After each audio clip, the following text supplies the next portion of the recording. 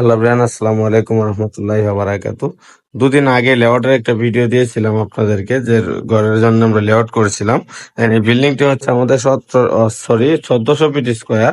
তো 1400 ফিট স্কোয়ারের লেআউটের দিন আপনাদেরকে একটা ভিডিও দেওয়া হয়েছিল, আর কোনো ভিডিও দেওয়া হয় নাই। তো দেখেন আজকে 3 দিনের ভিতরে আমরা কিন্তু এই সম্পূর্ণ ওয়ালগুলো আমরা মাসার লেভেল করে ফেলেছি। তো আমরা আসলে কয়জন লোকে কাজ করতেছে এটাও আপনাদেরকে জানাবো। আর সবচেয়ে গুরুত্বপূর্ণ বিষয় হচ্ছে, আপনারা অনেকে কিন্তু কিচেন রুম, বাথরুম নিয়ে খুবই কনফিউজে থাকেন। আজকে আপনাদেরকে ক্লিয়ার করে দেব যে একবার সর্বনিম্ন কত ফিট জায়গা হলে আপনি কিচেন রুমটি করতে পারবেন।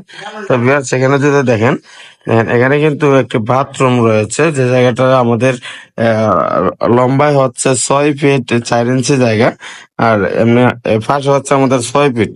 তো এই জায়গার কিন্তু আমরা অনেক সুন্দর করে একটি বাথরুম করেছি। এবং কিচেন রুমটা যদি আমি আপনাদেরকে দেখাই, দেখেন এই কিচেন রুমটা কিন্তু সচরাচর অনেকটাই বড়। এর চাইতে কম জায়গার মধ্যে আপনারা চাইলে সুন্দর করে কিচেন রুম করতে পারবেন।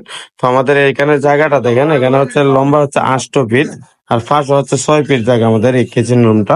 তো এখানে ইনশাল্লাহ আমরা সুন্দর করে কিচেন রুমটা সাজিয়ে আপনাদের একটা ভিডিও দেবো। তো এখন আপনাদের প্রশ্ন থাকতে পারে, বাথরুম এবং কিচেন রুমটি ফাঁস এত ছোট হওয়ার কারণ কি, বা লম্বা এত কম হলো কেন? এখানে দেখেন, এখানে আমাদের একটা ডাইনিং রুম আছে, যে ডাইনিং রুমটা কাগজে ছিল 8 ফিট। তো ডাইনিং রুমটা 8 ফিট জায়গার মধ্যে, যেহেতু আমাদের এদিকে 2টি বেডরুমের দরজা আছে এবং ওইদিকে দেখেন বেডরুমের 2টি দরজা আছে, এই দরজার কারণে কিন্তু এখানে ডাইনিংটা বসালে তারা চলাফেরা করতে কষ্ট হবে। এই কারণে আমরা বাথরুমটাকে একটু ছোট করে ডাইনিংটাকে আমরা একটু বড় করে দিয়েছি। এই কারণে হয়তো আজকের ডাইনিংটি বড় করার কারণে হয়তো আমাদের বাথরুম একটু ছোট হয়েছে। আর এই জায়গাটা দেখেন, এই জায়গাটা এটা কিন্তু একটা ড্রয়িং রুম। তো এই জায়গাটা সম্পূর্ণ জায়গাটা খোলা থাকবে সব সময়। ড্রয়িং রুমের পাশে এখানে একটি পর্দা ব্যবহার করা হবে। এখানে ওয়াল দেওয়ার কথা ছিল, কিন্তু মহাজন না করলো। এই কারণে কিন্তু উপরে বিমটা এখন সম্পূর্ণ খালি থাকবে বিমটা। আর এদিকে যদি আমি আপনাদেরকে দেখাই, দেখেন এটা কিন্তু একটি বেডরুম। এই বেডরুমের সাথে কিন্তু অ্যাটাচড করে একটা বাথরুম করা হয়েছে। এখানে একটি লো কমেট, একটা হাই কমেট হবে, গোসলানো হবে না। সরি, এখানে একটা গোসলখানা হবে আর একটা হাই কমেট হবে, লো কমেট হবে না। আর এটা দেখেন ছোট্ট একটি বারিন্দা, আর সুন্দর করে একটা ছোট্ট বারিন্দা ডিজাইন করা হয়েছে।